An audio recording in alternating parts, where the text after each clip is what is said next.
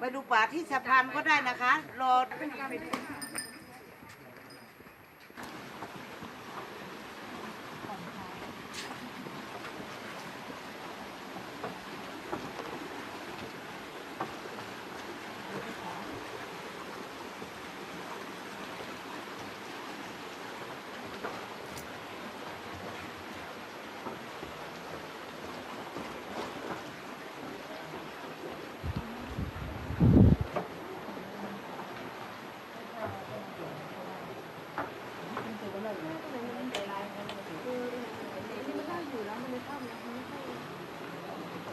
ปลาแบบนี้ที่บอกว่าจะพาไปดู แต่มันจะเยอะกว่านี้ตัวใหญ่เนาะ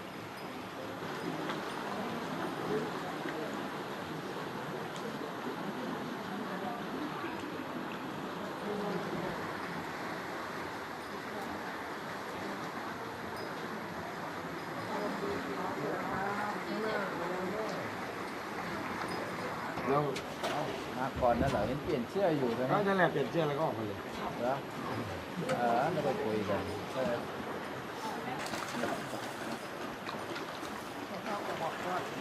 มันมีวิดีโอด้วย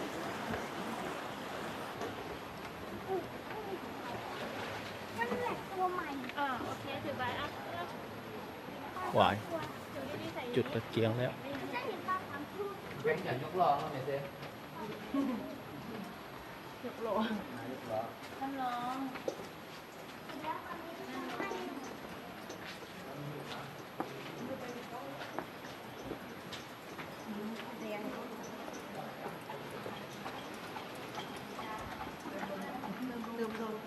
ทำหลอดทำหลอด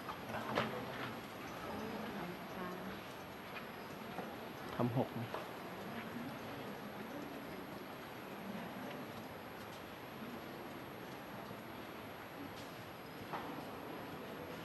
ระวังนะ ลื่นนะ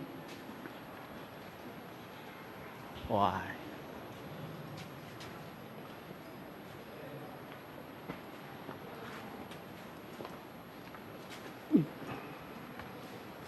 เสียวแวบๆ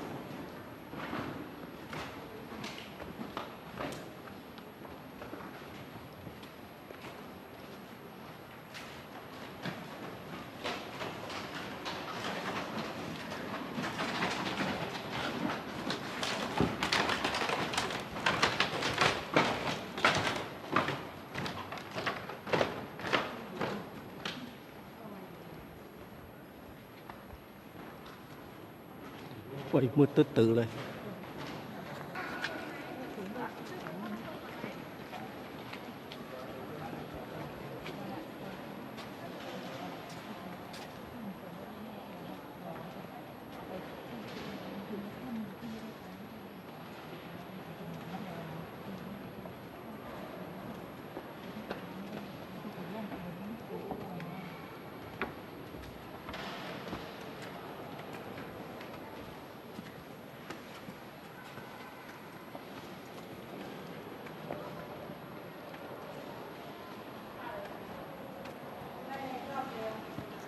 ค่ะธรรมชาติช่างตำบลช่างน้อยนะคะอันนี้จะเป็นน้ำไหลนะคะแต่ไหลช่วงหน้าฝนถ้าฝนตกเยอะๆก็จะมีน้ำข้างบนซึมลงมานะคะนี่ขวามือก็จะคล้ายหัวนกอินทรีนะคะนี่จะมีปากห้อย เหมือนใครเนี่ยเหมือนใครว่าฝาห้อยเนี่ย นี่ไฮไลท์ของถ้ำที่หนึ่งนะคะจะมีเต่าหินใหญ่สูง21 เมตรก่อนนะคะ ข้างบนก็จะย้อยลงมาข้างล่างก็จะงอกแล้วก็ประจบกันตรงกลางค่ะนี่เดี๋ยวนี่มันย้อยนี่ หินงอก หินงอกหินย้อย หินงอกกับหินย้อยเราจับไม่ได้ค่ะ จับไม่ได้ค่ะไม่ให้จับ เอาเหรอ ค่ะ ถ้าเราจับก็มันจะตายแล้วเพราะว่ามือเรามันจะมีไขมันนะคะ มันจะร้อนถ้าเราจับก็ข้างบนก็ไม่หยุดแล้วข้างนี้ก็ข้างล่างก็ตายแล้ว พูดขึ้นขนาดนั้นเลยเหรอ ค่ะ แล้วคุณถ้าไม่บอกเขาก็จับเอง จับค่ะ ถ้าไม่บอกเขาจับ ที่เขาจับไปทุกอันนี่ ตาย ที่นี่เขาตายแล้วนี่หยดใหม่ อ๋อ จับตาย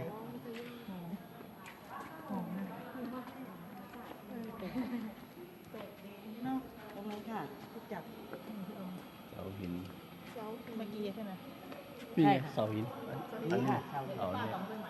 เทกลาง มันจะแบบประจบกันหรือว่าบน ค่ะ ล่าง ประจบกันตรงนี้นะคะ ถ่ายรูปได้ไหมคะ ไล่ไม่เป็นไรค่ะ ได้ไม่ได้เราก็เก็บวิดีโอไว้เรียบร้อย เราถ่ายเรียบร้อยแล้วตอนนี้เราถ่ายเรียบร้อยแล้ว สวยนะ ไม่เป็นไรถ้าถ่ายรูปในไล่ทุกอันเลยค่ะ ไม่เป็นไร นี่ช้างตัวใหญ่อยู่ที่หน้าหินโบนนี่ ช้าง ช้าง อ๋อเป็นรูปช้าง ใช่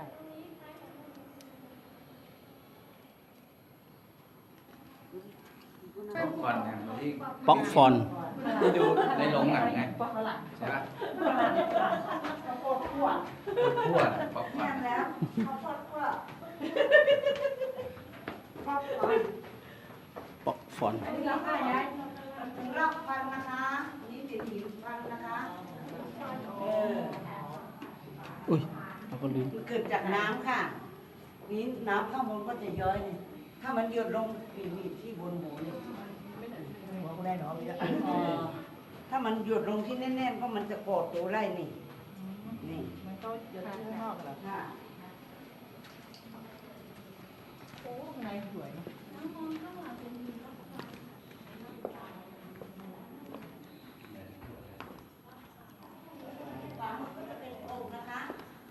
อันนี้เป็นรูปกบเนาะ อนุมานถือกระบองด้วยค่ะอันนี้กระบองเอ้ย เนี่ยจะได้เป็นหัวเนี่ยเป็นฮนุมานนี่เป็นหัวเลยเนี่ยไอ้เนี่ยกระบองไอ้เนี่ยฮนุมานรู้เรื่องปะเอาไฟฉายเอาได้ไหมคะใครส่องไฟฉาย เราก็มีเราลืมเอามา เราไม่รู้นึกว่าเดินแบบอันนี้เป็น ถ่ายรูปไปก่อนแล้วค่อยไปอันนี้ ไม่มีสัญญาณ มันไม่พอมันเข้ามาในถ้ำสัญญาณตัดแต่เข้ามาในป่าเนาะ การเดินก่อนเลย น้ำหยด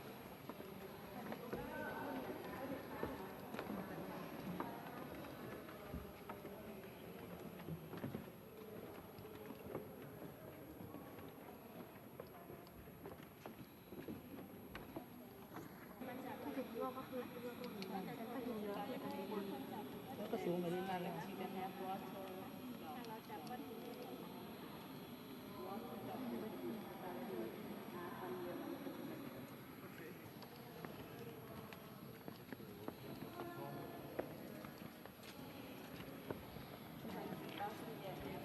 เท้าเข้าไปเท้าเข้าไป เหมือนพระพักตร์จำลอง อ๋อมันต้องจำลอง สูงกี่เมตรเนี่ยสูงมากเลยนะ มันท้องฟ้าเลยอะ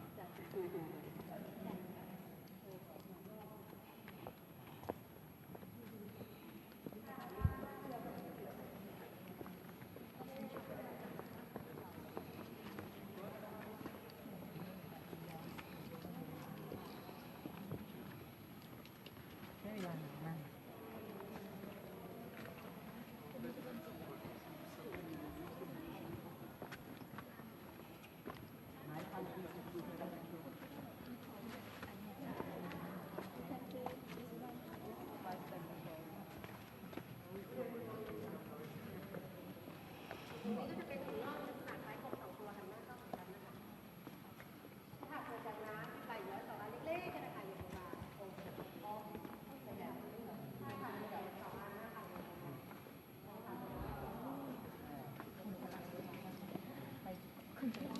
ตอนที่ขึ้นไปนี่เหนื่อย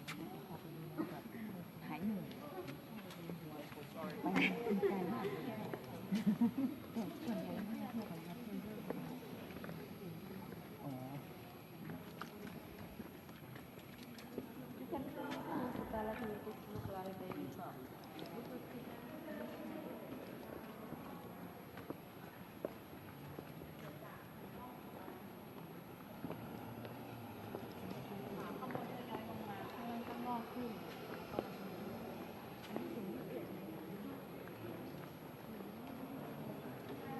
เ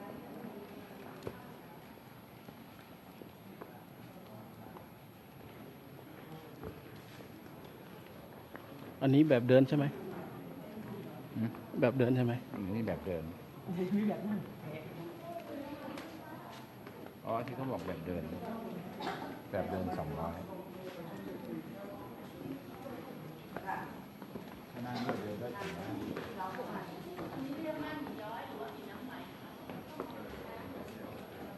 เขามี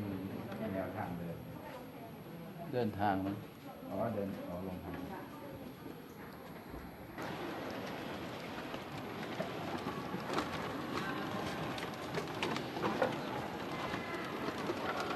เราเข้าผิดช่อง เราเข้าผิดช่อง ช่องเขาเดินกลับเราก็เดินเหมือนเออช่องที่เดิน ก็ถึงเข้าถึงช่อง เข้าผิดช่อง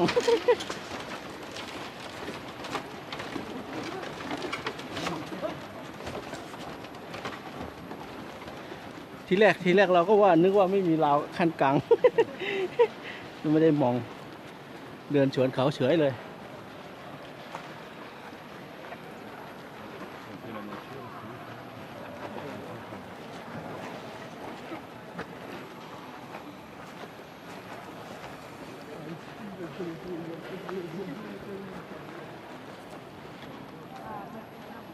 โอ้คงไม่ละ คงไม่ขึ้นแล้วตอนนี้ก็หอบแหลกแล้ว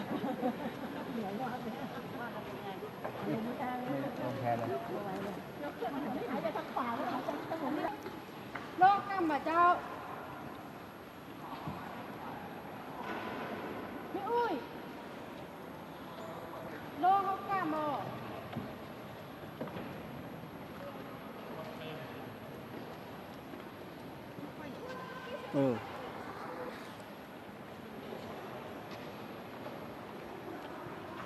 อ๋อ นึกว่ามันลึกมันไม่ลึก ตื้น ตอนนี้ไม่ดีค่ะข้างหน้า ข้างในเนาะ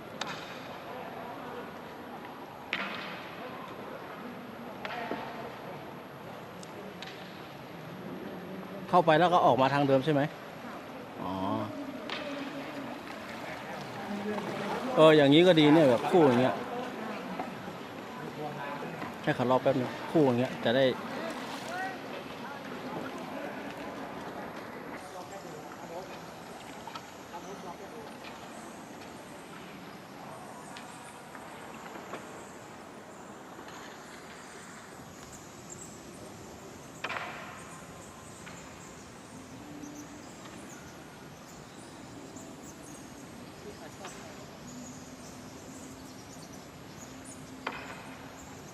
เอิ้นเขาก็ไรค่ะที่แจ้งๆเนี่ยถ่าย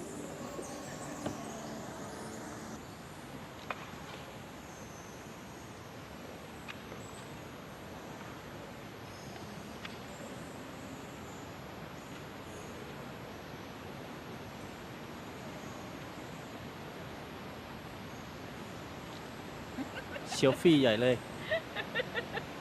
เดี๋ยวครับอาจารย์ เป็นไงบ้างครับ ยอด สุดยอด ไม่เห็นก็ได้เห็น อันนี้ ที่ไหนครับ ที่คำรอด อำเภอ อำเภอบางมะค่า จังหวัด จังหวัดแม่ฮ่องสอนเที่ยวกัน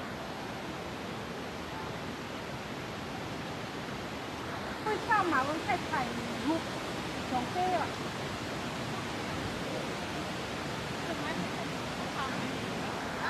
หอมจะขึ้นไหมข้างบน วัยรุ่นขึ้นไหมวัยรุ่น งั้นคอตั้งเลยขึ้นไม่ออกขึ้นข้างบนไม่ขึ้นข้างบนไม่ไหวเลี้ยวไม่ไหวเลี้ยว ถ้าไม่อยากขึ้นก็รอเดินถ่ายรูปตรงนี้ก็ได้ขึ้นไปถ่ายรูปได้ไหมขึ้นไปถ่ายรูปขึ้นไปถ่ายรูป เป็นไงไหวไหมเนี่ย เท้าไม่ได้เตรียมมาเท้าผ้าใบ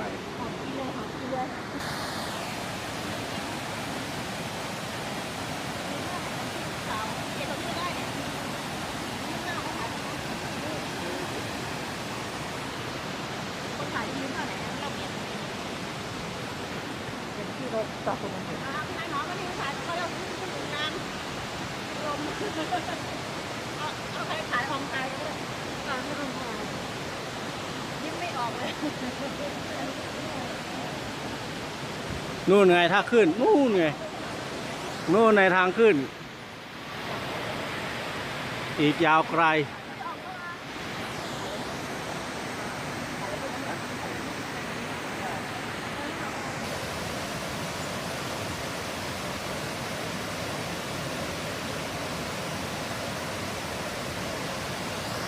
อุ้ย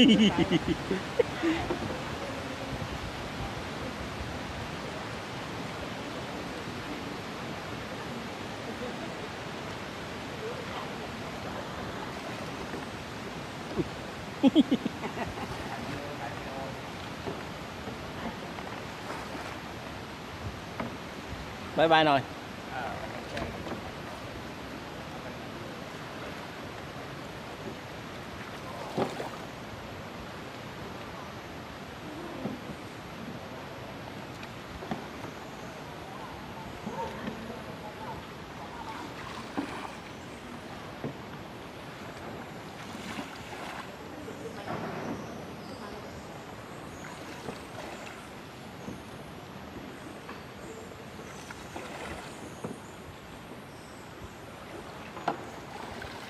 เขาเปิดให้เข้าตั้งแต่กี่โมงถึงกี่โมงครับ 8 โมงตอนเช้าถึง 5 โมงครึ่งตอนเย็นค่ะ อ๋อ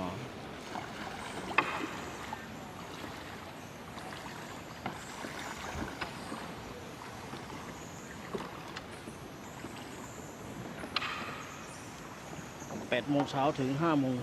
30 นาที เดี๋ยวกระแสน้ำใช่ไหม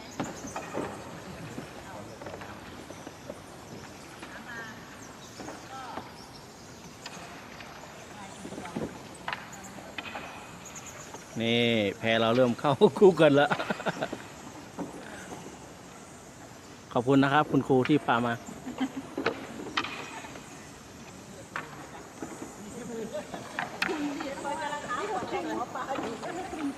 ตอนแรกว่าจะขึ้นไปชั้นบนสุดไม่ไหวแล้วหอบแรง เจอที่ข้างคาวอีก คนไกลที่ไหนมากอ่ะ เจอที่ข้างคาวอีกไม่รอดที แพ้ ใจไม่ออก ฝรั่งมาเจอบ้านเราฮัลโหลแฮปปี้ไทยแลนด์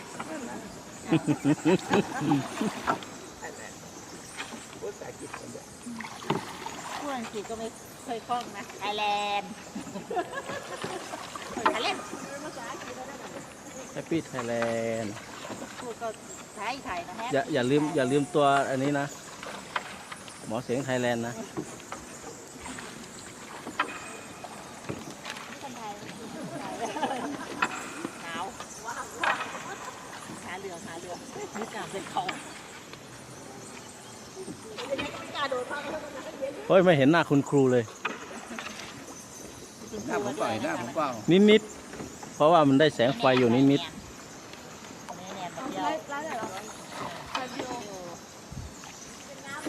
นี่คนในพื้นที่ไหมนี่คนในพื้นที่ค่ะ ไม่เคยมา น้ำมันเย็น ๆ คนในพื้นที่แต่ไม่เคยมา ไปอยู่กรุงเทพเชียงใหม่นาน เพิ่งมาวันละครั้งแรก ใช่ ถึงเราจะเป็นคนแม่ฮ่องสอนด้วยกันเราก็ไม่เคยมา ไปใช้ชีวิตอยู่เมืองกรุง ลายเอาเวลาน้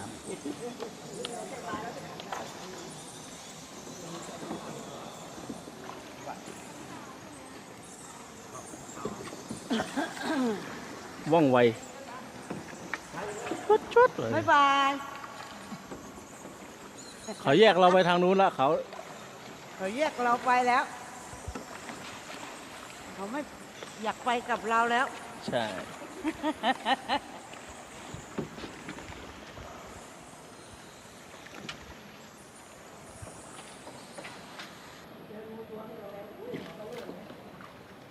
นี่หินอันนี้สวยเนาะ อุ้ยดูปลาตัวนี้ดิ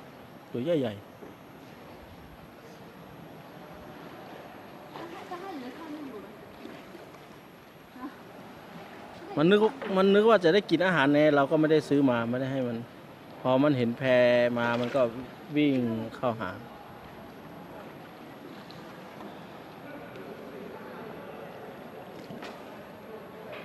ไม่ขึ้นเป็น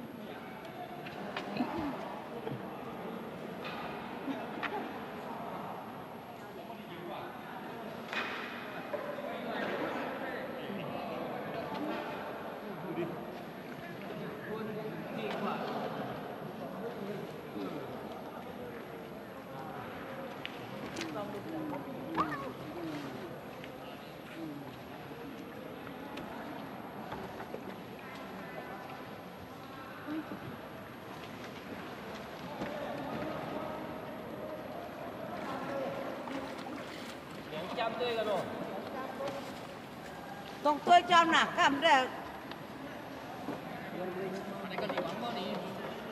เอ้ยย่า คนหลังลงมาเยอะมากเลยเนาะมันวันหยุดเลยเนาะ ใช่ช่วงปีใหม่นะ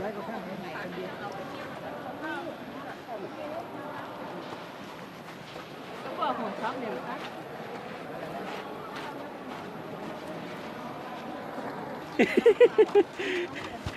เมื่อกี้เรานึกว่ามันไม่มีไอ้ราวขั้นกลางไงแล้วนึกว่าเอาไปแบบนึงเนี่ยเราก็เดินย้อนสอนเขาเฉยเลย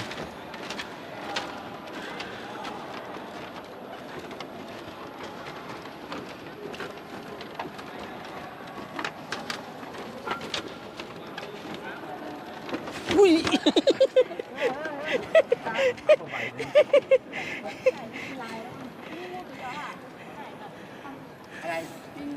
ที่สอง ถ้าเป็น2 เมนูเหรอ เราก็เป็นโมเหมือนกันมันฝังใส่ไว้ในคืนเดียวนี่ไม่ล่านี่ไม่ใช่ 4 เมตร 4 เมตร 4 เมตร ยาวประมาณ 4 เมตรอะงู จับมือกินเลย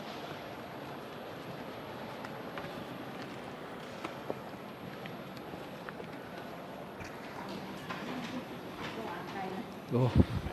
คนมาเที่ยวเยอะเลย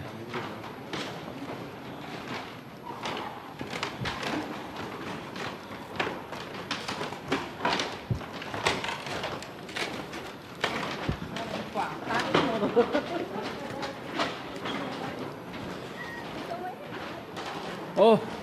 ตอนเดินออกมาทำไมมันแป๊บเดียวถึงอ่ะ เออ เมื่อกี้ตอนเดินเข้าไปเหมือนกับว่ามันนานนั่นแหละเขาบอกว่าขากลับมันจะไวกว่าขาไป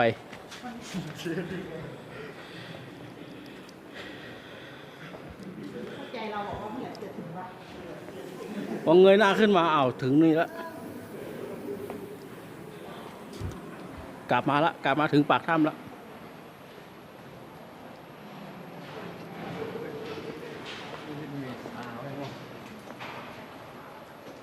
คนเยอะเลย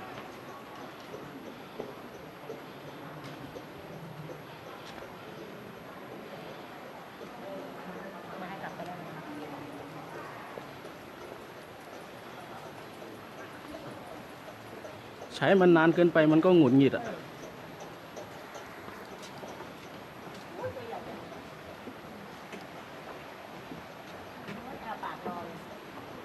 อู้ตัวใหญ่ ไปต้มเนาะหลายหม้อเลย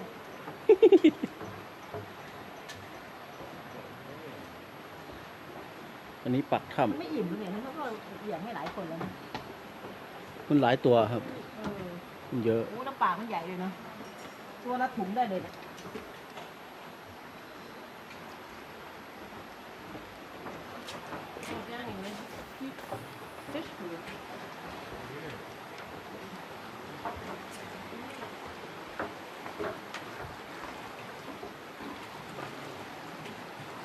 ระวังศีรษะ มันก็ไม่ออกมาข้างนอกนะ นะ ไม่เห็นมันออกทางนู้นเลย ไม่กล้าออกรู้จะตายยังออกไปไกลมันไม่ได้หรอก ตายแน่เลย โดนจับไปต้มแน่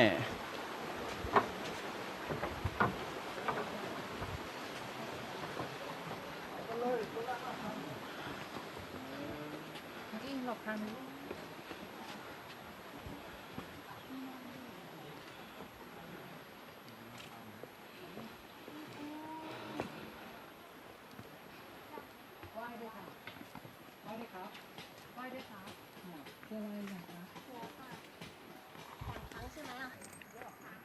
ขอบคุณนะครูที่พามาเที่ยวถ้ำรอด ค่ะ คนนี้ใช่ไหม ใช่ค่ะ พาเข้าไปเที่ยวข้างในใช่ไหม ก็คือมะคุเทศตัวเล็กเทศอายุน้อย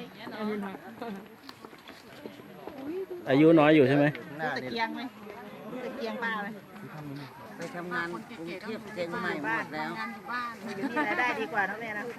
ได้เยอะไหมวันนึงอ่ะ ไม่ได้เยอะ พันเลยมั้ง จะมีการเป็นคิวค่ะ เด้อ มีน้อย เอาอย่างไรคุณเอาลงก็คุ้มเลยทุกอย่างสัญญาณดีแต่ก็มูแต่ว่าไม่ได้ทำอะไรสักอย่างเลย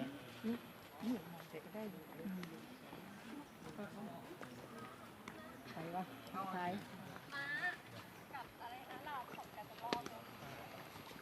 แต่จริงๆคนสองคนตกงานก็รอบเลย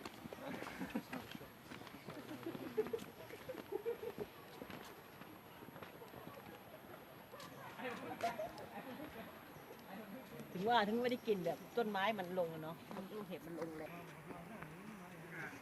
อะไรนะ บูบอมใจ ใ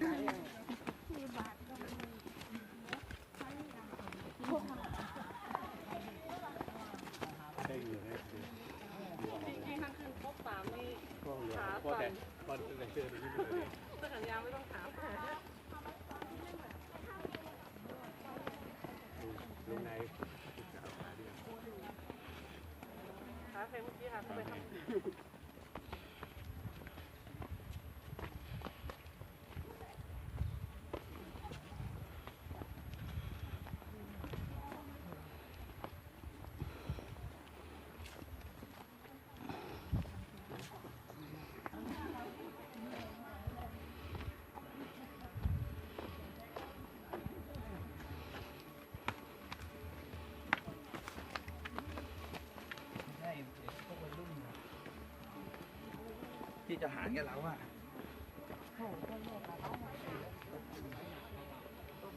ไฟดับเน็ตไม่มี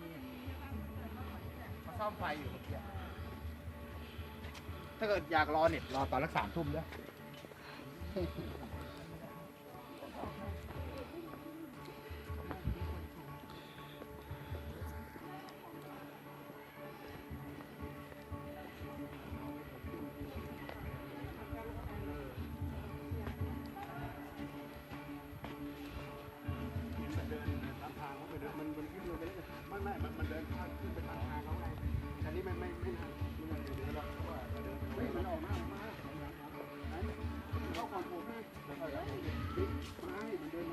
อันนี้ขาออกไปเที่ยวถ้ำมา ผมเอาไปก่อนมา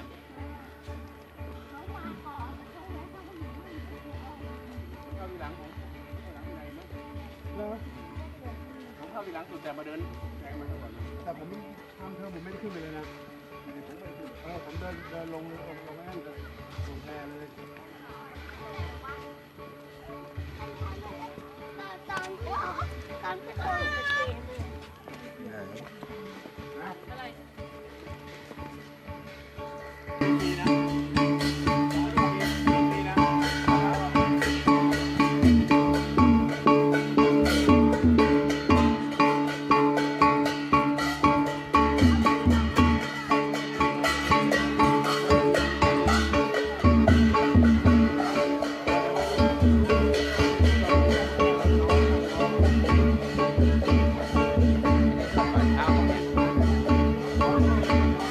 น่าจะใช่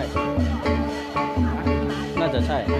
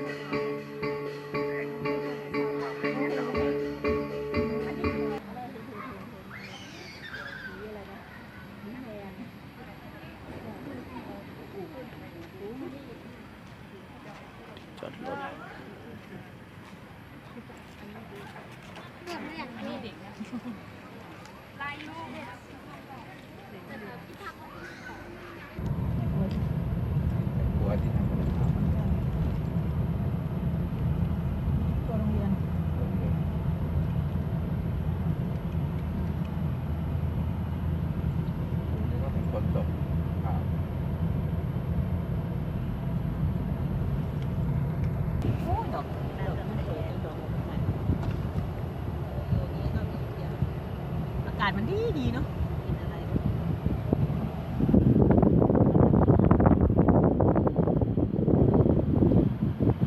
ปลาก็ได้สั่งเบอร์รี่มาได้เบอร์รี่มาส่ง ต้องวิ่งขึ้นกูจะถึงแล้วไปข้างบนเลย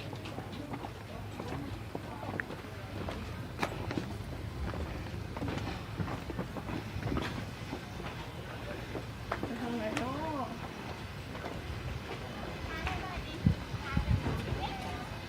ต้องขึ้นอีกนิดนึงด้วย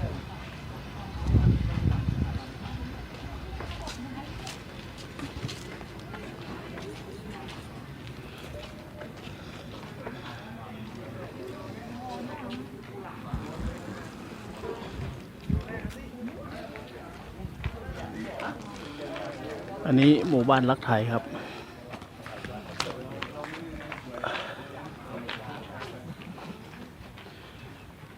มาเช็คอินของเงินคนหมดแล้ว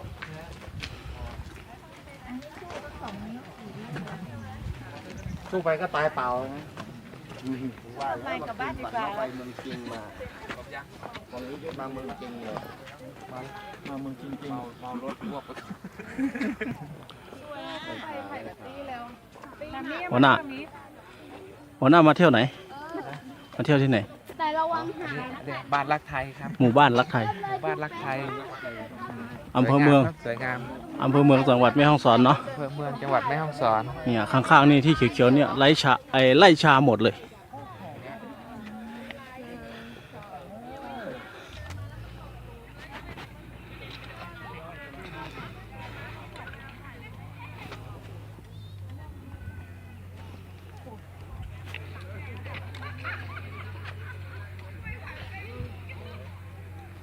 แล้ว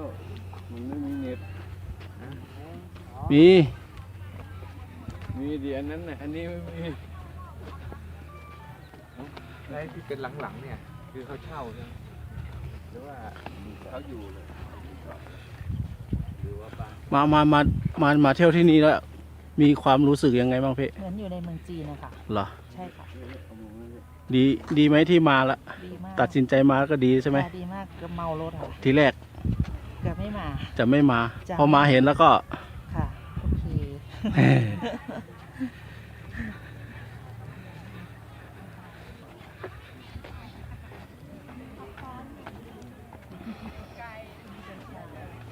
โอ้ อะไร ไป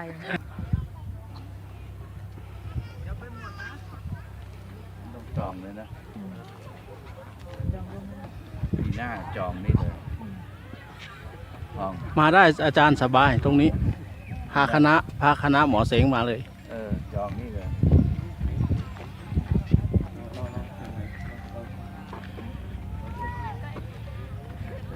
กล้องผมหาผมมาเช็คอิน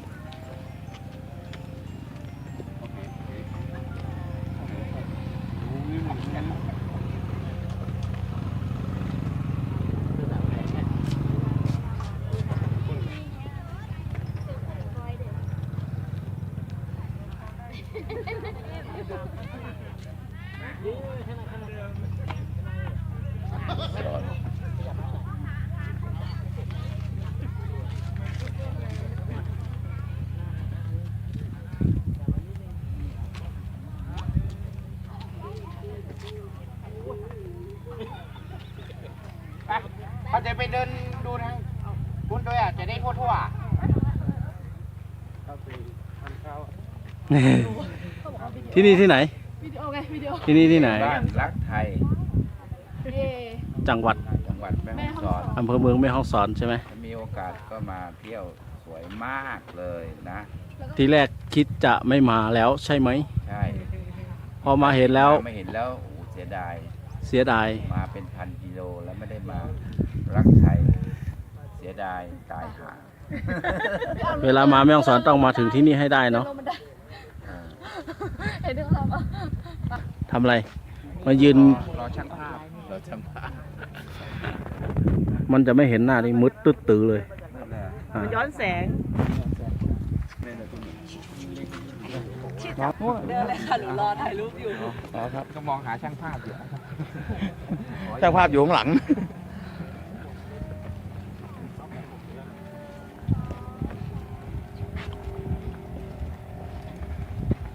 นี่ไงซุ้ม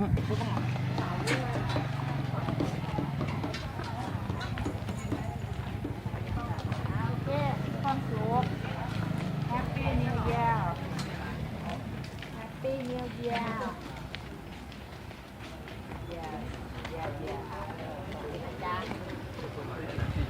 ไม่ใจดีเด้อโทษมากโดยตรงเลยโอ้ยแกเข้าอันไม่ได้ไปกะยังก็ไปโอ้ย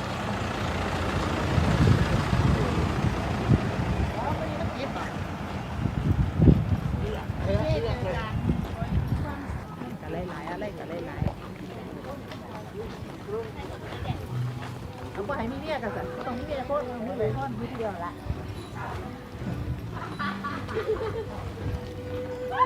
ปวดก็น่า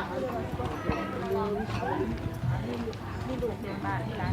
ง่าย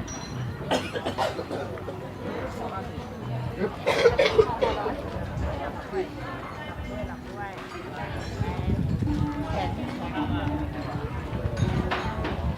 มันเป็นอ่างน้ำเลย ใช่อ่างเก็บน้ำ อ่าง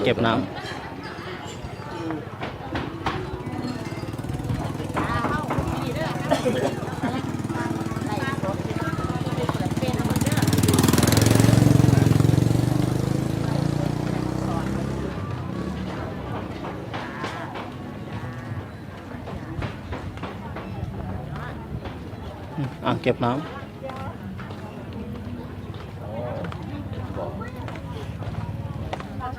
มามีชายเยอะ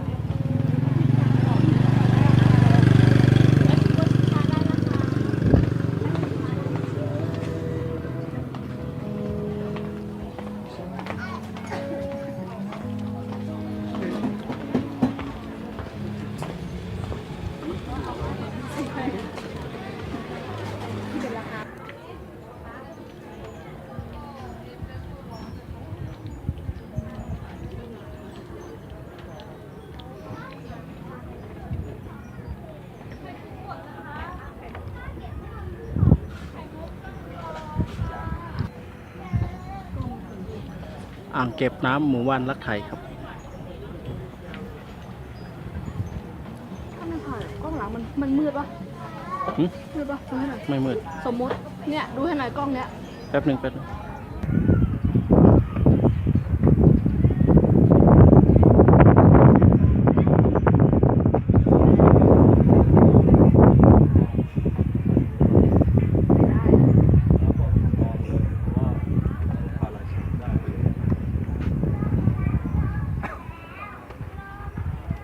บอก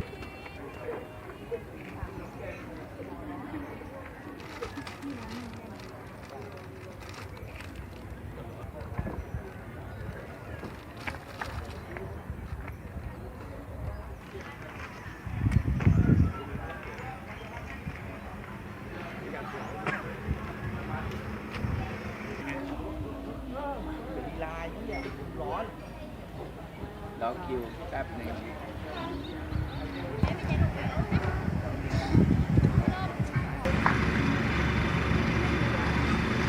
ประเทศไทย ณ บ้านรักไทย จังหวัดแม่ฮ่องสอน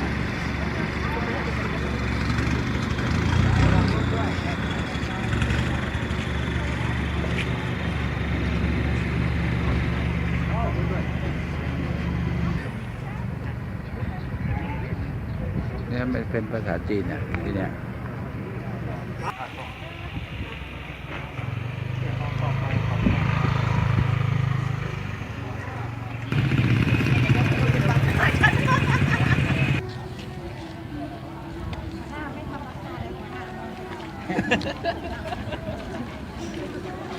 เ ตอน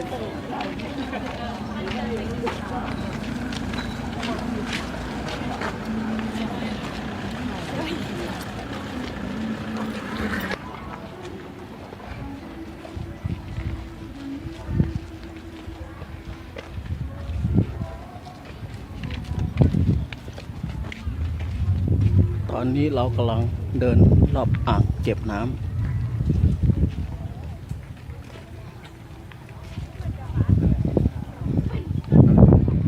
จะทอดแหเหรอ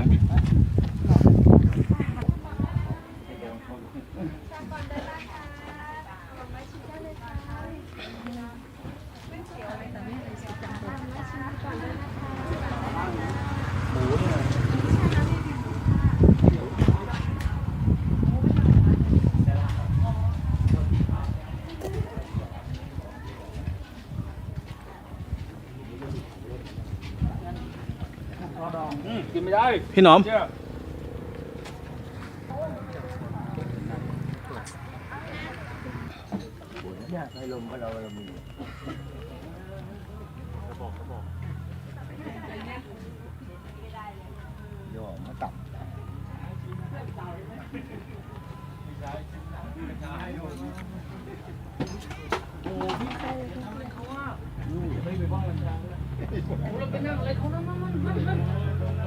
ถ่ายรูปแล้ว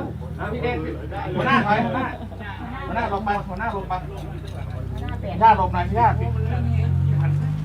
ได้เร็วแบงค์หลบแบงค์จ่าเต็มเลย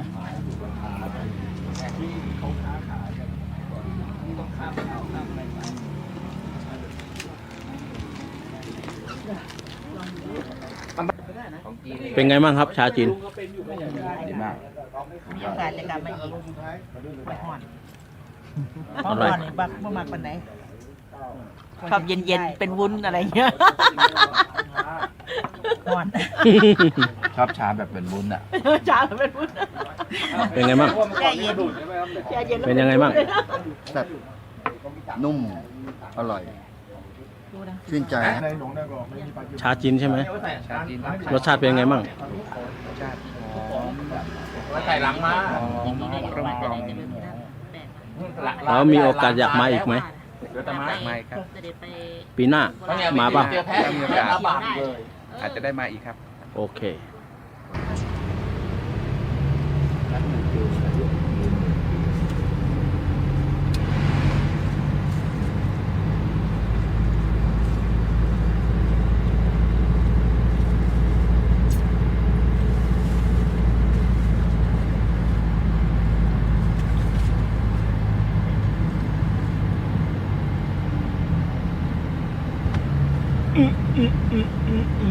ขึ้นเนิน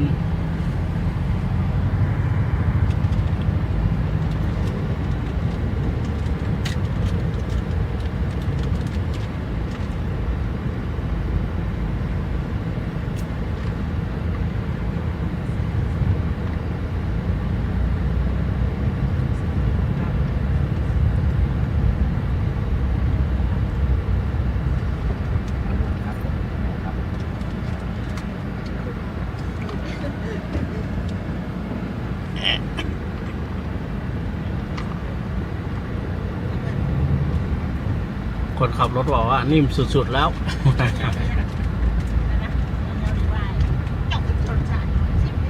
อันนี้ตอนนี้เรากำลังจะไปอีกฝั่งหนึ่งของอ่างเก็บน้ำ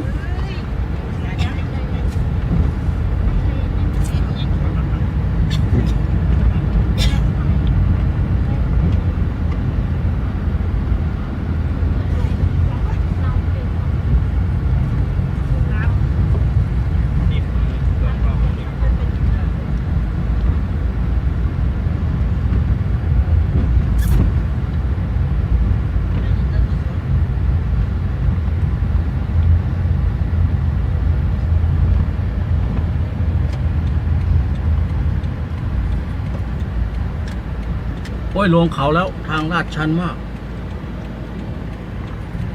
เห็นไหมเห็นไหมเห็นไหมเห็นไหม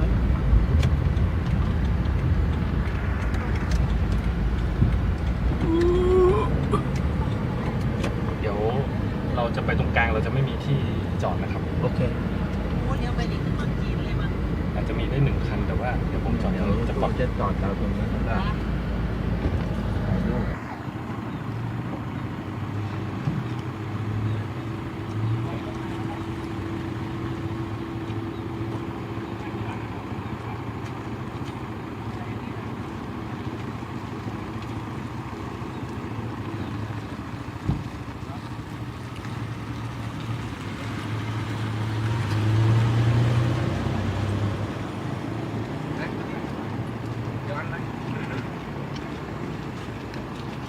ไม่ย้อน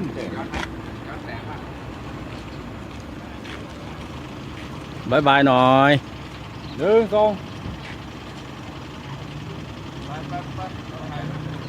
ไปเลยเดี๋ยวรถตู้จะตามไป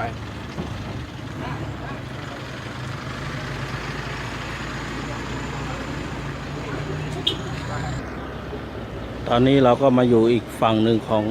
อ่างเก็บน้ำ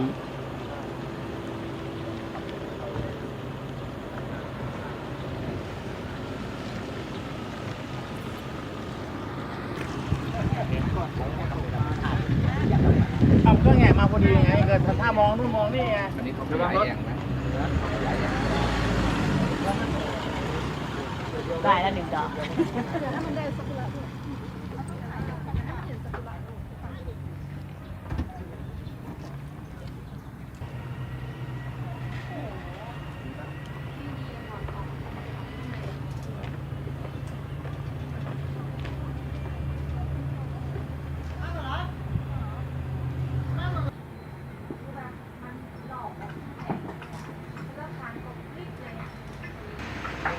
ว่าเขาได้ปะเหรอแจกของ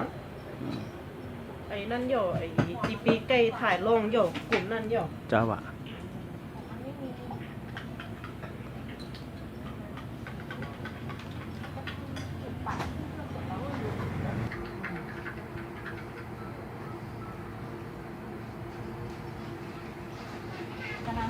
ไปไหนกันบ้างครับบางองค์เหรอ บางโคก้นหนังจริงโยตั้งแต่เลยตั้งจิต ตากล้องกินยังมาเอาตัวไม่ใส่มือผมเลย พี่ลองหันพี่ถ่ายหน่อยมันจะ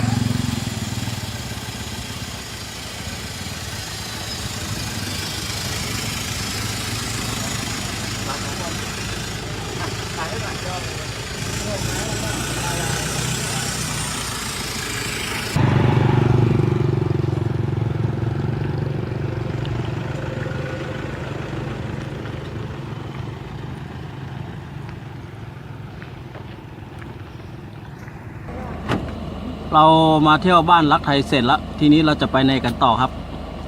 ต้องผ่านโซเฟอร์ไปแล้วอีก อ้าวไปทำไมไปไกลจัง ถามไก่ รู้ไหมว่าไปไหน ไม่ ไม่ ปังถึงเลยหรือว่าจะแวะบ้านเจ้าก่อน เจอบ้านนักบอก นี่หน่อย ผมเดินหายใจได้ครึ่งก่อนไม่กล้าหายใจได้ซ้ำ ออกจากหมู่บ้านรักไทยมาแล้วกำลังจะไปปางอุงต่อ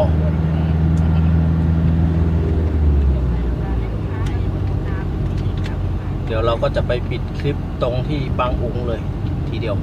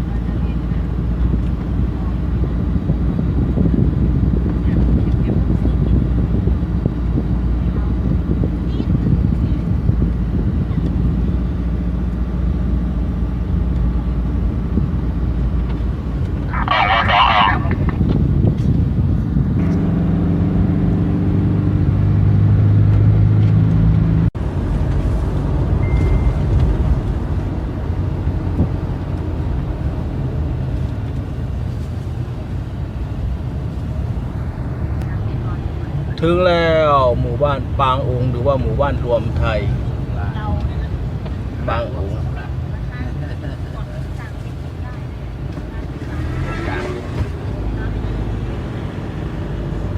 แฟนชื่อดังก็ลุงบัลล่า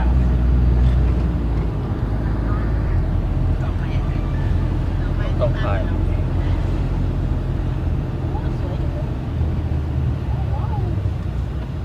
บ้านเราเนาะ ตายก็ยังไม่ตาย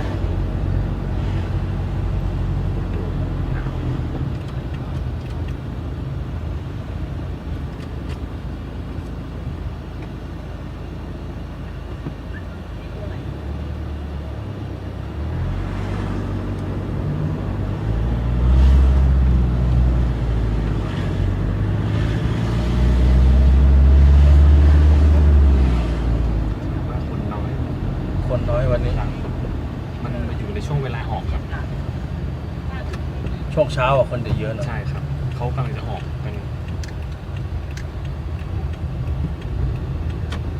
เขาไปจอดในวัดใช่ไหม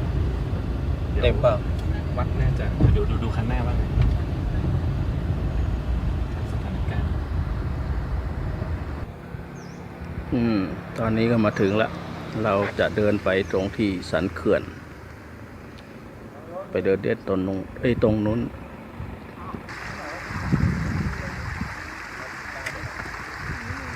ข้างหน้าหรือไม่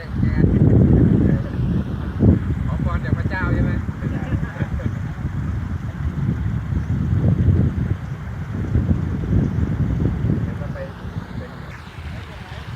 เดินข้ามแม่น้ำแล้วอะ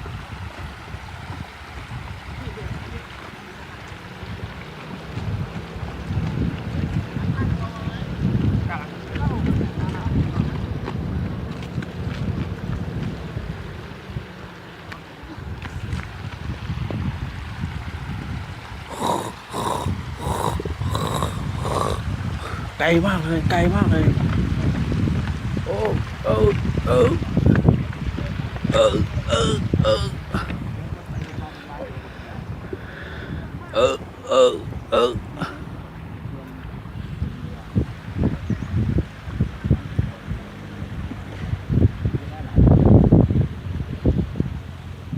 แล้ว2 คนนะ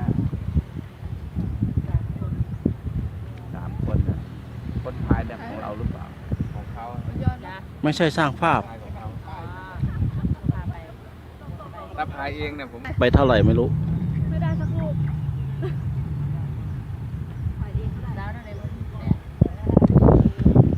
อ่างเก็บน้ำปางอุ๋ง ไว้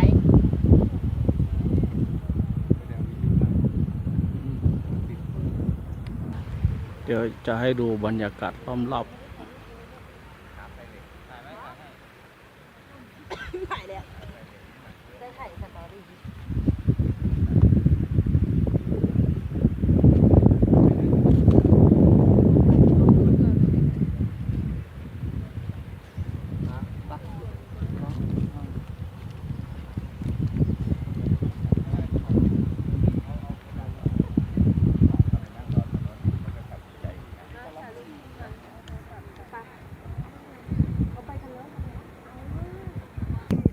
เดี๋ยวครับอาจารย์มาเที่ยว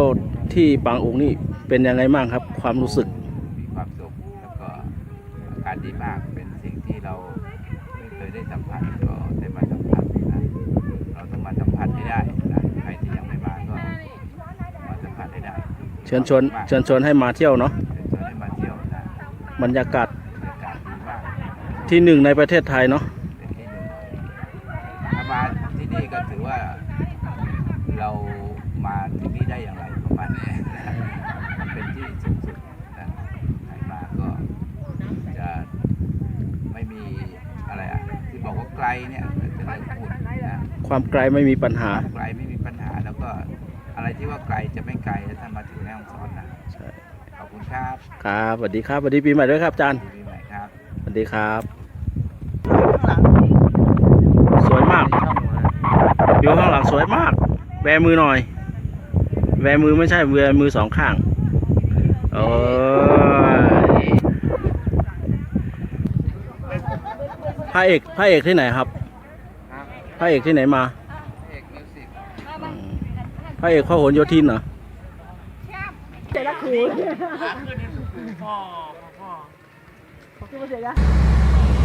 เที่ยวมันก็แค่ตรงนี้ครับ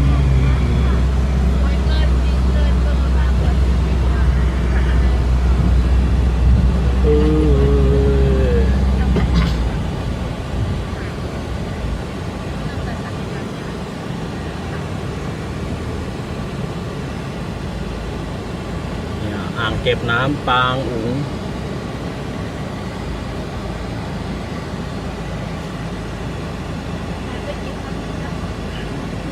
เสร็จแล้ว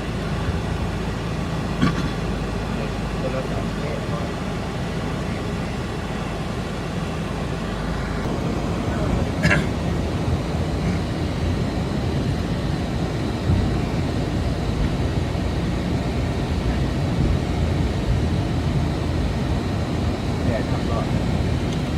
ฮะ เนี่ยทำรอดเลย แต่ที่นั่งมันสบายกว่า ข้างๆมันจะมีที่บังให้เนาะ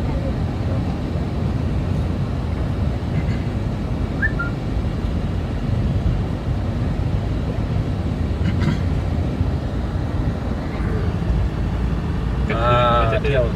เที่ยวเสร็จแล้วกำลังนั่งรถกลับ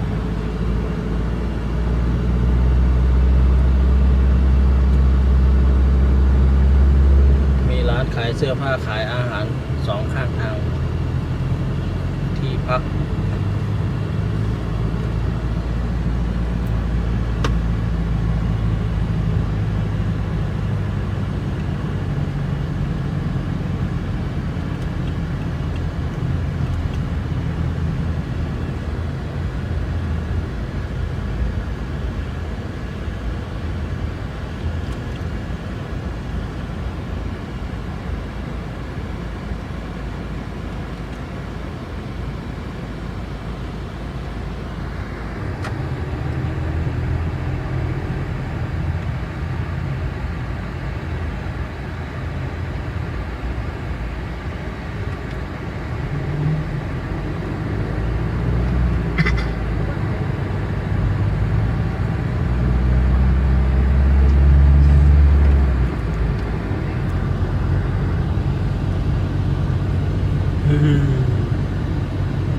กลับแล้ว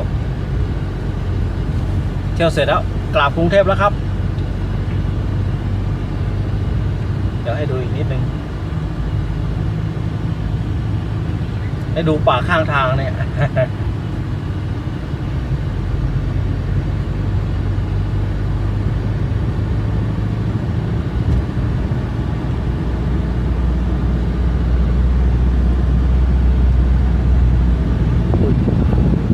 อุ้ย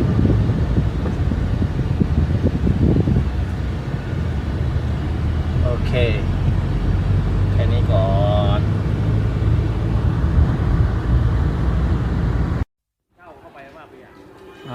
วันนี้เราก็มาเที่ยวถ้ำปลา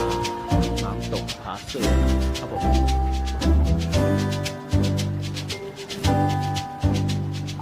ไปทางเรียบเรือนไง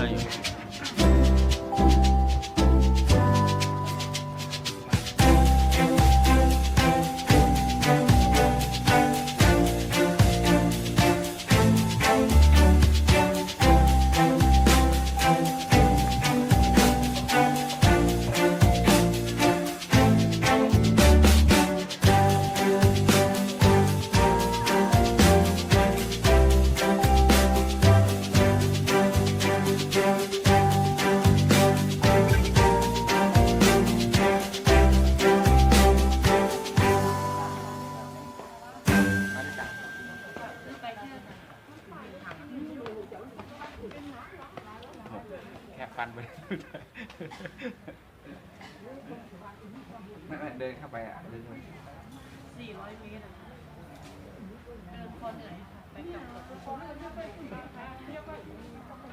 ควักแบงค์พันเลย จ่ายหมดไม่ต้องทอน ได้นะคะอันเท่าไหร่นะ ได้อยู่อยากมีเหมือนกันแบงค์พันอันไหนก็ได้ใช่ไหม ตะกร้าแล้วนะอันตะกร้าละ20 บาท ดอกไม้ทุกเทียนเอาด้วยไหมคะกับไว้หนูถูกดีสีละลายเป็นเจ้าของ ปลา10 บาทจ้าของโชคของพ่อปีใหม่นะจ๊ะนี่ค่ะดอกไม้สวย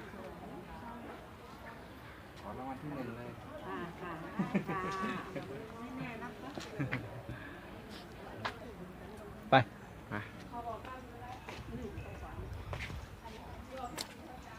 ถ้าไม่เดินก็เดินชมแถวนี้ก่อน ไปแถวนี้แหละไม่ไปด้วยหรอกไปขับไปโลภาระคนอื่นรอบ400 เมตร400ไปกลับก็800อ่ะ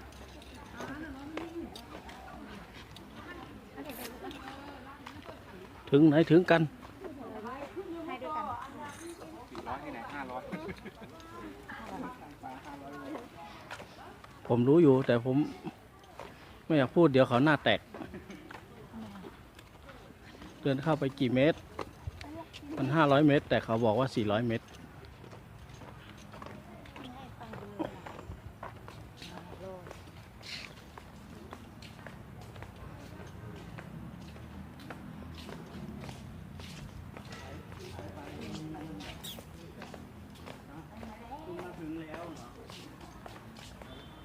ทางนี้ครับ คุณท่าน คุณมาถึงแล้ว คุณคือพวกที่คิดเนาะ บ้านกาแฟบ้านกาแฟตึง เราประมาณนั้นเหรอ ขอดไก่ นี่ต้องมาซื้อกับพวกนี้เหรอคุณมาถึงแม่ต้องสอนแล้วประมาณนั้นเหรอ แน่นะพี่ ผม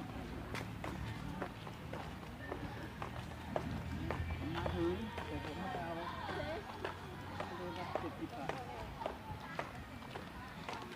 ดูไม่ได้ดูดินออก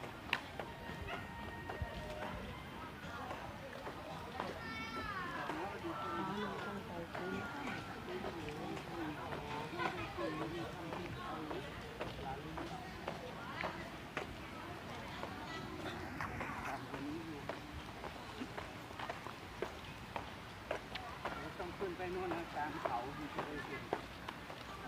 อันนี้มันน่าจะอยู่ข้างล่าง เ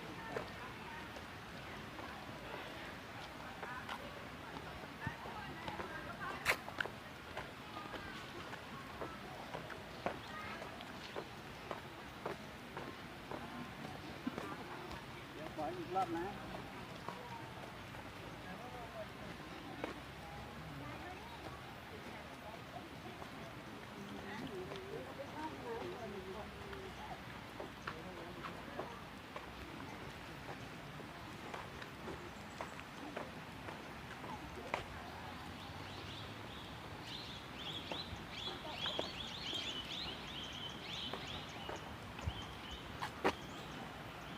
เฮ้ยพ่อหน้า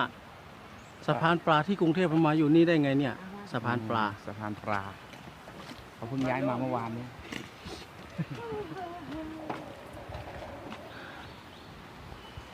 ปลาปลาไหม มีเยอะแยะ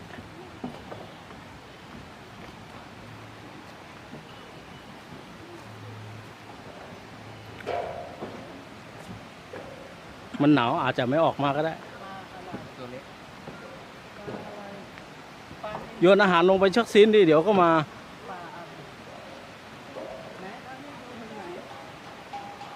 มาแล้ว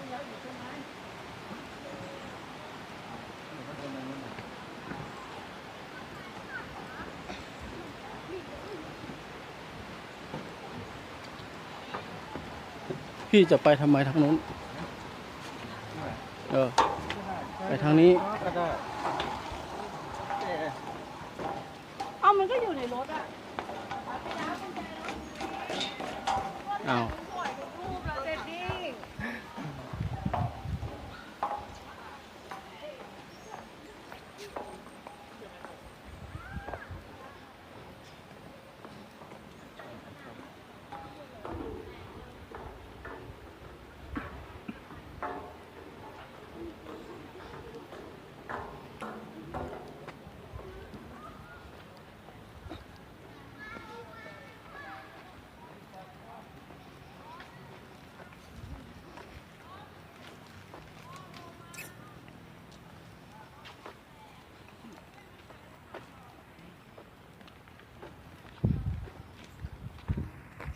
เดินขึ้นมานี่หอบแหลกเลย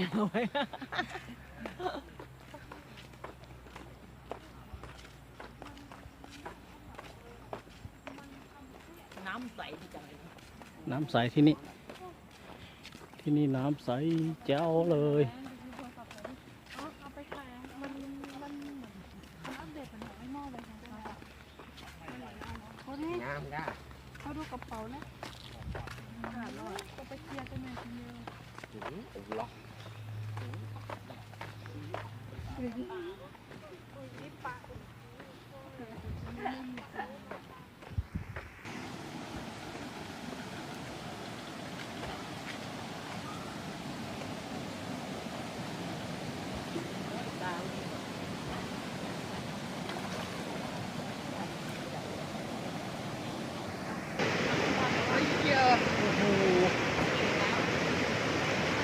แต่เขามีชื่อไหมเนี่ยให้เขียนชื่อบอกด้วยนะเขาชื่ออะไร มันมีหลายชนิดเกิน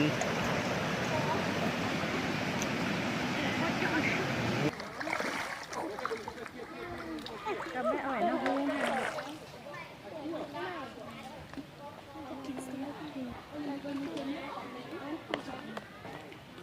คือตรงประมาณโอ้ตัวนั่นตัวใหญ่ ตัวใหญ่ ตัวยื่นตัวหายพอดีตัวเล็กด้านในของตัวตัวนั้นไอ้ไหมบอกแบบได้เกี่ยว เขาล่ะ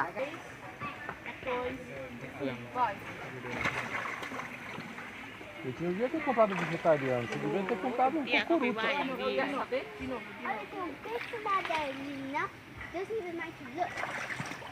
để không bỏ lỡ những video hấp dẫn.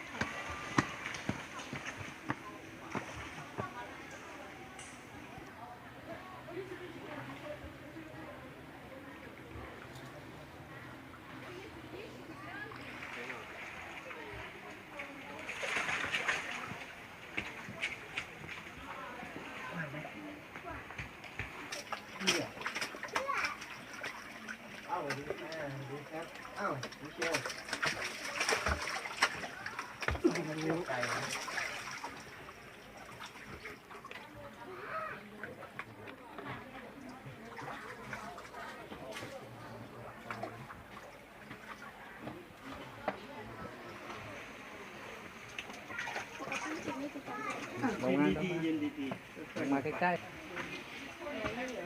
ระวังตกลงไปนะ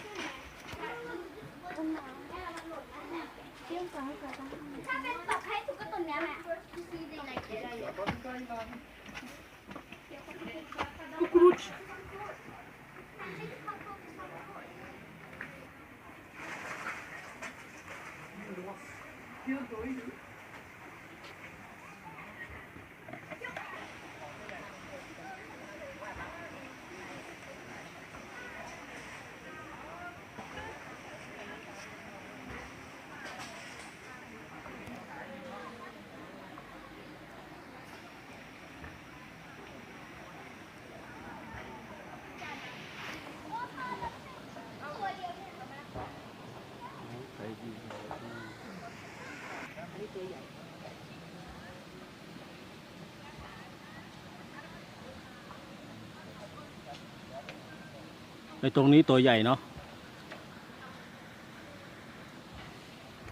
ปลาไข่ลูกนี่40,000 กว่า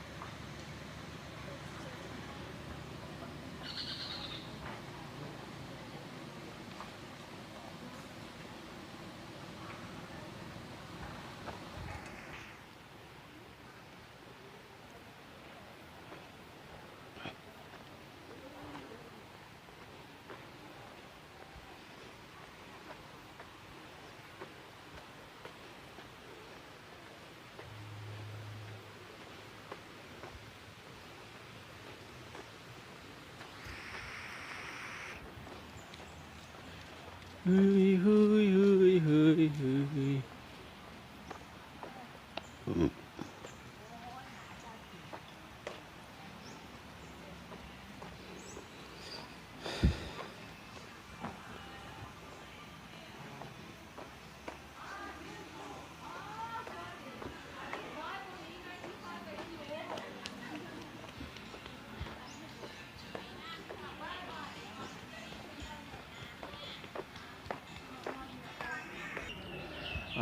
เราก็ไปเที่ยวที่ในถ้ำปลามาเรียบร้อยแล้วก็กำลังจะกลับ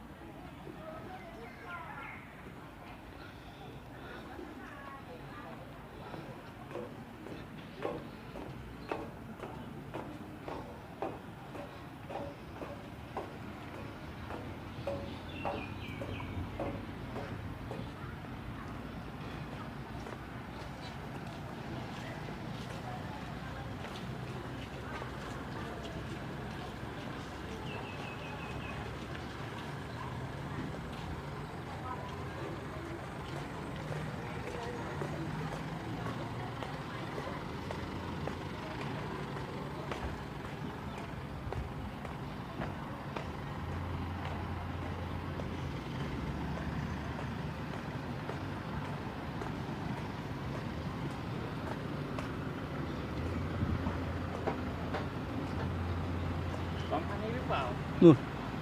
ใช่ดูสีเดียวสีขาวสีเทา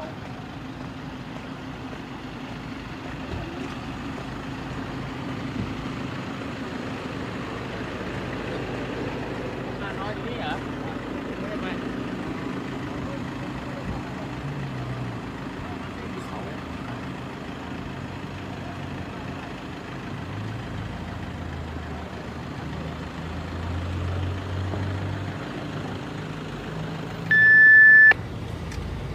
ออกจากถ้ำปลามาแล้วเที่ยวเสร็จแล้วทีนี้เราก็จะไปวัดซูตองเป้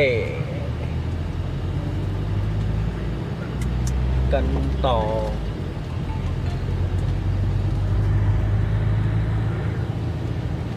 วัดชื่อปูสมะ กุสมะ ใช่ วัดปูสมะ อ่า ซูลเป้คือชื่อสะพาน ซูโรเป้โอเคครับ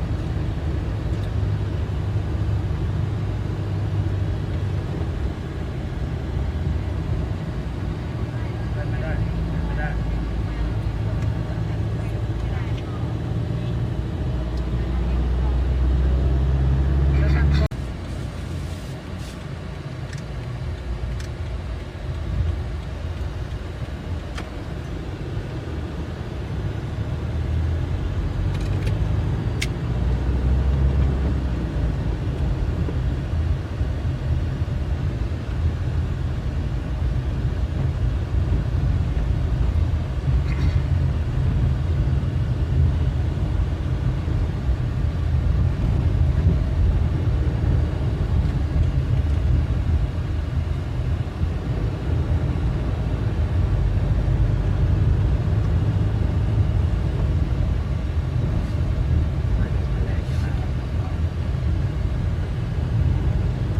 ไม่ได้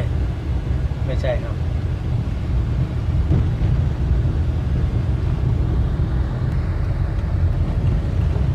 เอาไงดีอ่ะนี่จะให้ไปก็บังคับให้ไปก็จะไป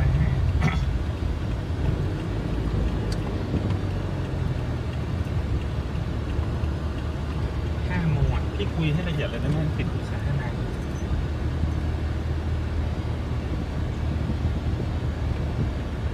เดี๋ยวแดนโทรไปแค่นี้ก่อนนะพี่ไม่พี่คุยเลยเดี๋ยวจะ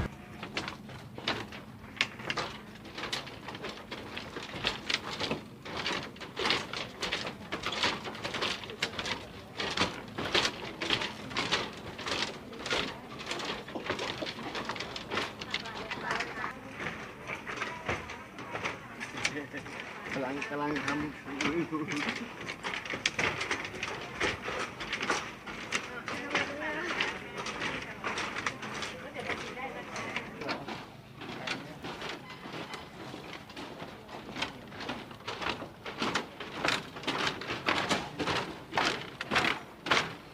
โอ้โห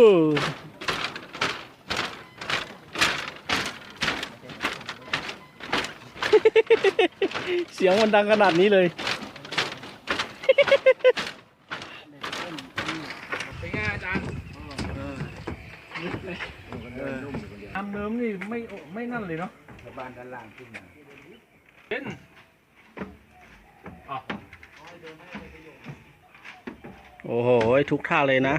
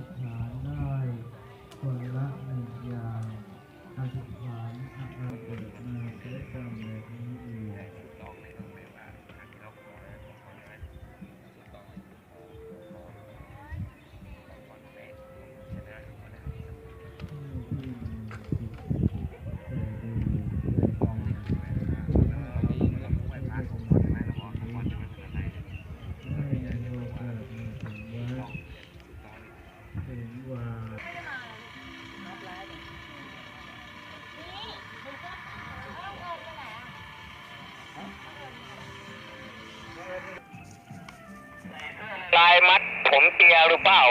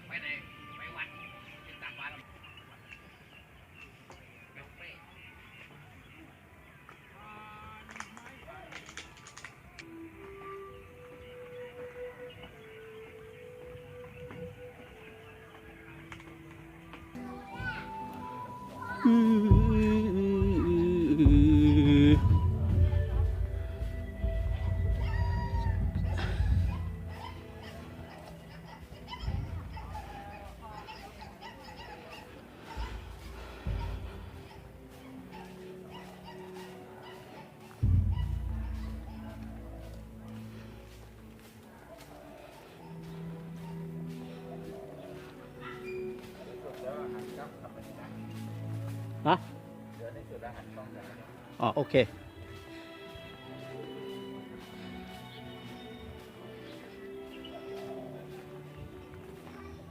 หน้าหยีเลย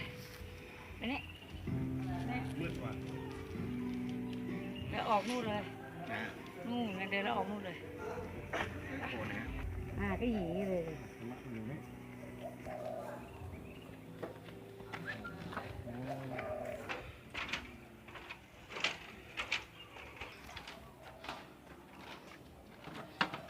เ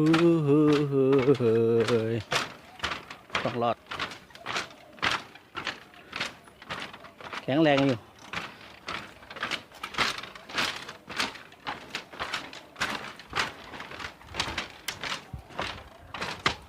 กลางคืนก็น่าจะมีไฟอยู่แหละ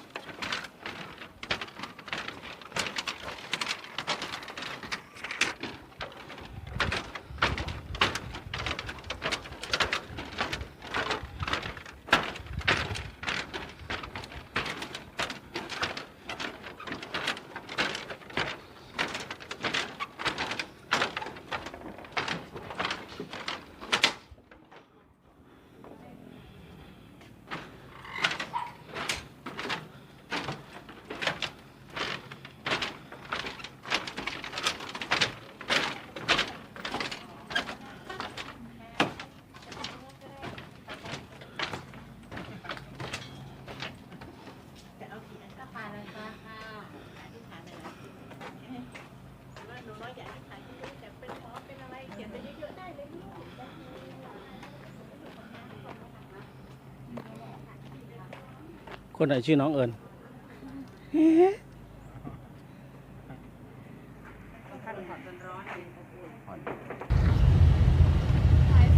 ออกจากวัดพุสมะหรือว่าสะพานสู่ตองเป๊ะมาแล้วครับ เราก็จะไปต่อที่วัดพระธาตุดอยกองมูล คนไหนไม่ได้ไปคนกลางบ้าน เดี๋ยวรอแป๊บหนึ่งเนาะเดี๋ยวเราไปเจอกันที่นู่นอีกทีหนึงที่วัดพระธาตุดอยกองมูลเนาะจุดสุดท้ายของทริปวันนี้นะจ้า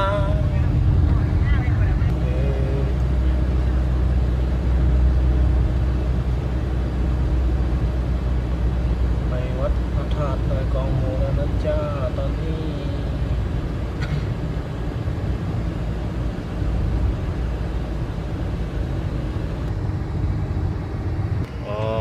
มาถึงทางขึ้นวัดพระธาตุดอยกองมูลแล้ว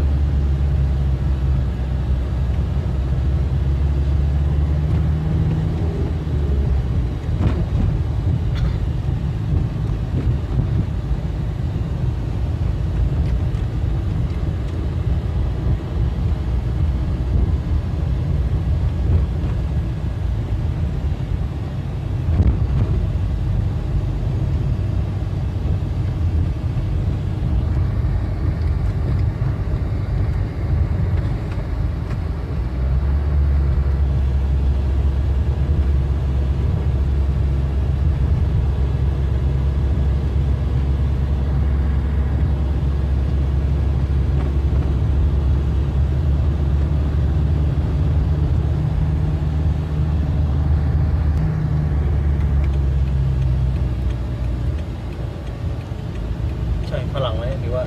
คนไทยเนี่ยเนาะขึ้นเขา ได้กำลังกว่านะ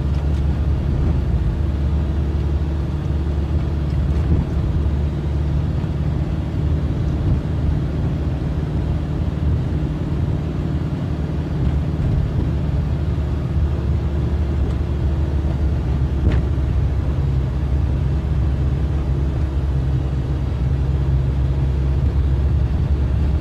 แล้วดอยกอง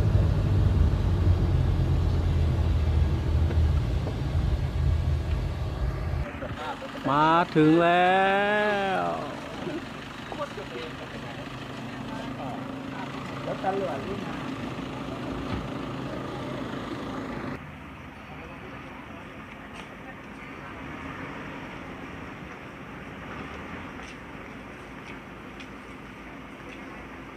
ลง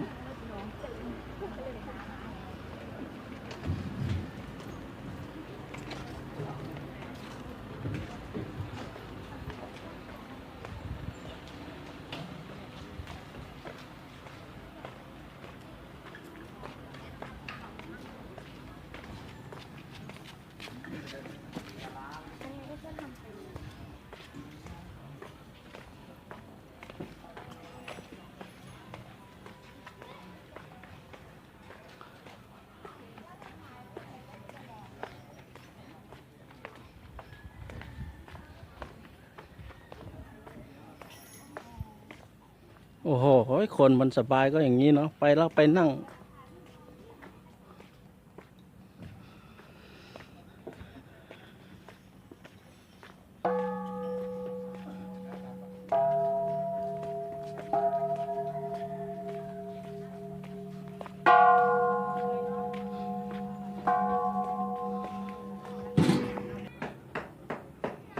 อันนี้ตัวเมืองแม่ฮ่องสอนครับ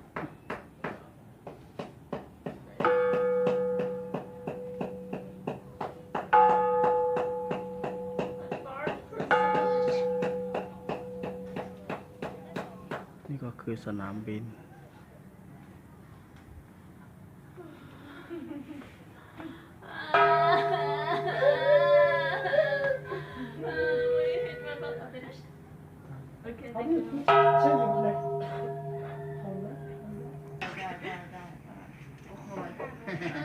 ทั้งหมดมันมี14 ไม้ ค่ะ ดีครับตัวดีขึ้น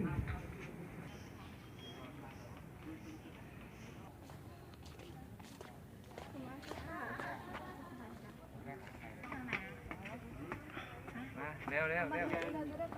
นี่ตรงนี้หนองจองคำเนี่ยที่มีเป็นอ่างน้ำ หน้า เนี่ย พัก แห้ง กล้อง ต้องทำเลย นับดังๆนะหนูเดี๋ยวเขาจะได้ขมแมวพุงเขาบอก นับดังๆนะ เดี๋ยวจะได้ สาวมองเรืออันนั้นของบ้านจ้ะ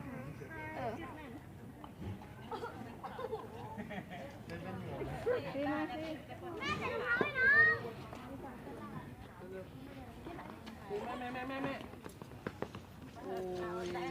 มันอยู่ที่สูงนะ ใส่เนี่ย ซีเร็ว เ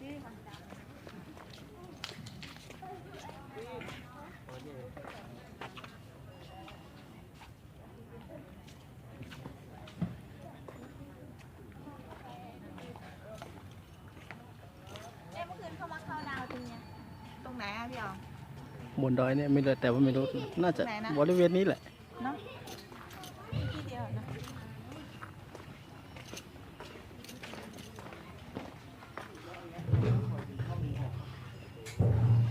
เชียวฟี่อย่างเดียวเลยนะ โอ้โหวัยรุ่นจังเลย วัยรุ่นยังวัยรุ่นอยู่ วัยรุ่นสมัยก่อน วัยรุ่นยุค 90 ไม่ใช่ ก่อนหน้านั้นอีก ก่อน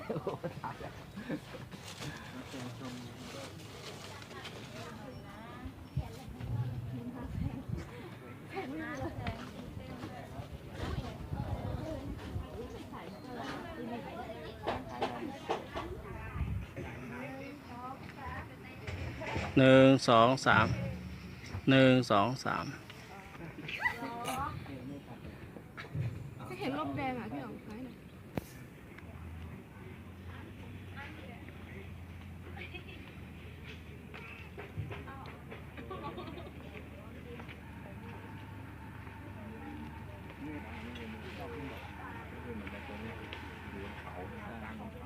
ลูกหนึ่งเลยนะใช่วางมาไกลก็เห็นแล้วนะม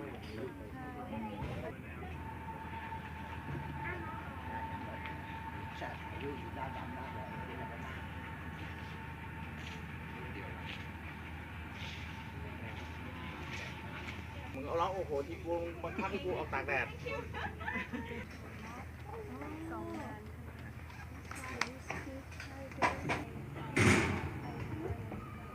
ธรรมดาแล้วถ้าขึ้นทางแรม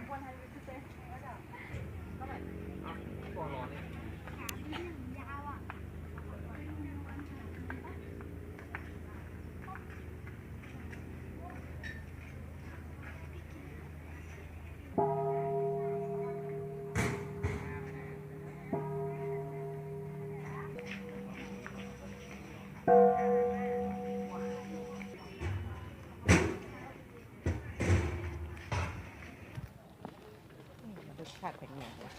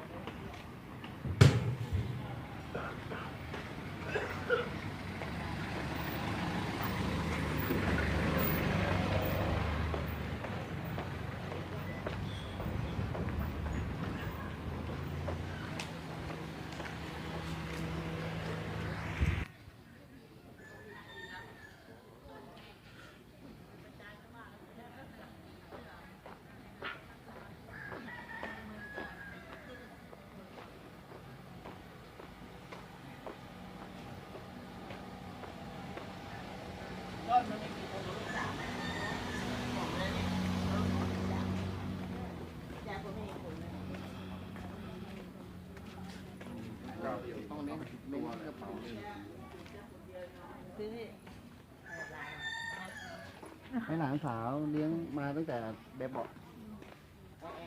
ยังเดี๋ยวนี้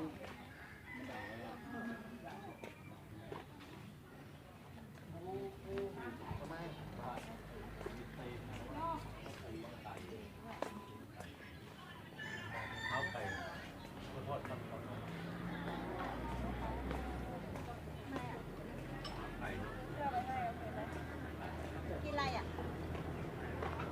นะใส่ได้ไหมอันนี้ผู้ชายผู้หญิง ผู้หญิงใช้ได้ผู้ชายใช้ได้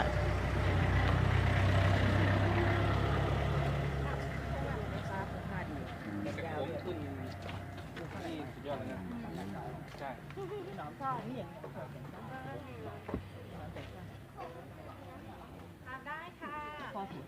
เท่าไหร่ อันนี้350ค่ะมอห้ามค่ะพี่ เนี่ยหนึ่งบุหรี่กอง60มีมันจะมีแบบไม่รู้สินค้าจะมีแบบเล็กๆด้วย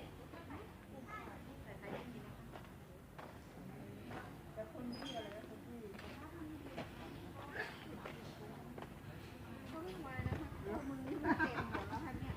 เพราะว่าเราทำประจำ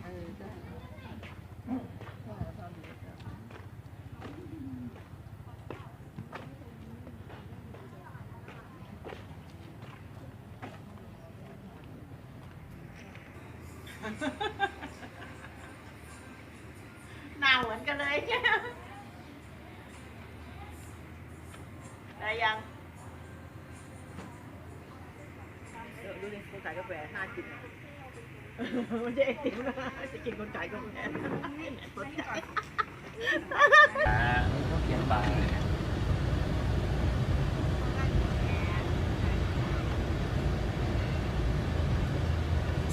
หมดเวลาท่องเที่ยวแล้ว หมดแล้วกำลังนั่งรถกลับแล้วตอนนี้ เจ้าผับต่อไหมเจ้าผับ เที่ยวผับไม่กินเหล้าทำไง มีคืนนี้ กินแต่เบียร์ มีขับมีเทคแถวนี้ไหม เ มีมี เด็กไหม มี ท่านหนอมที่แรกบอกว่าจะกลับที่แกมาวันแรกถ้ามีกลับมีเด็กจะได้อยู่ต่ออีก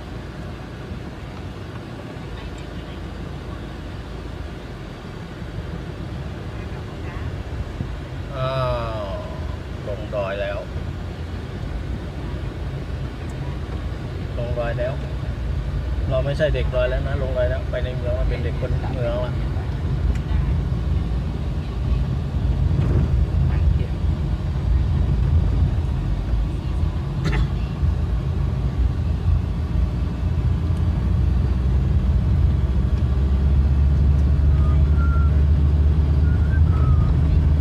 โอ้ยขากลับนี่ถ่ายวิวโอ้ยสวยเยอะสวยมากเลยอ่ะ กับแสงแดด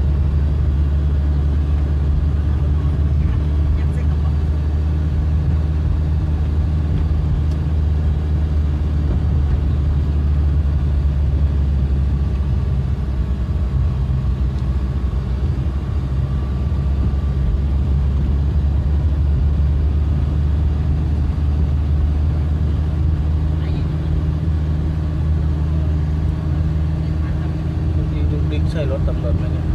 ขึ้นมาแล้วไม่ใช่เบรกไฟแดงๆนึกว่ารถตำรวจเบรกรถของเขาเองเขาเบรกรถเรา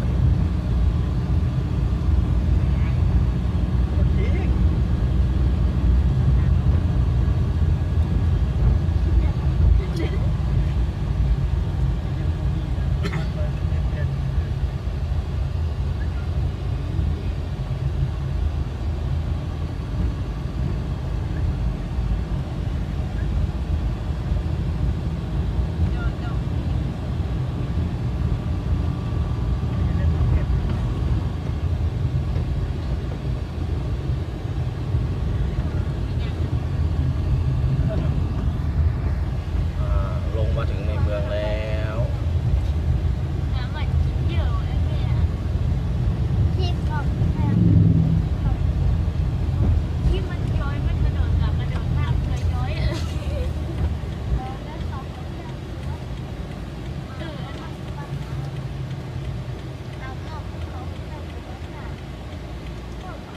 ซ้ายว่าง